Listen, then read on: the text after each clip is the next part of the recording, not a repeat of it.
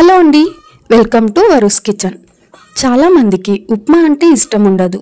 ఎంత రుచిగా చేసినా కూడా ఇష్టపడరు.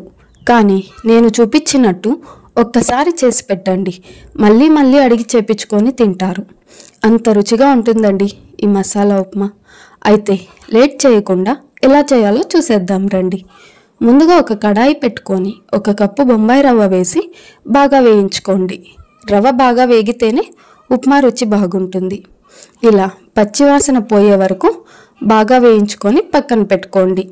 ఇప్పుడు స్టవ్ ఆన్ చేసి ఒక కడాయి పెట్టుకొని అందులోకి 3 చెంచాల ఆయిల్ వేసి, ఆయిల్ వేడయ్యాక ఆవాలు, మినప్పప్పు, పల్లీలు వేసి బాగా వేయించుకోండి. పల్లీలు వేగాక కట్ చేసుకున్న ఉల్లిపాయలు వేసి వేయించుకోండి. తర్వాత కట్ చేసుకున్న బీన్స్, క్యారెట్ వేసి వేయించుకోండి. అలాగే అందులోకి కట్ చేసుకున్న టమోటో వేసి ఒక 5 నిమిషాలు బాగా వేయించుకోండి. ఇవి ఇలా వేగుతుండగా మసాలా ప్రిపేర్ చేసుకుందాం.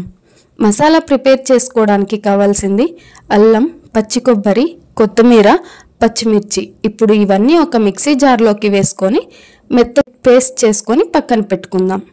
ఇప్పుడు చూసారా, టమోటో బాగా వేగిపోయింది. ఇప్పుడు మిక్సీ పట్టుకున్న మసాలా వేసి అందులోకి కొద్దిగా పసుపు, ఉప్పు వేసి మసాలా పచ్చి వాసన పోయే వరకు బాగా వేయించుకుందాం. మసాలా అంతా వేగాక 1 కప్పు రవ్వకి 2 కప్పుల నీళ్లు వేసుకుందాం. నీళ్లు బాగా కాగాక ముందుగా వేయించుకున్న రవ్వ కొద్దిగా వేసి బాగా కలుపుకొని 2 నిమిషాలు మీడియం ఫ్లేమ్ మీద బాగా ఉడికించుకొని స్టవ్ ఆఫ్ చేసేయండి. అంతే, ఎంతో రుచికరమైన మసాలా ఉప్మా రెడీ అండి.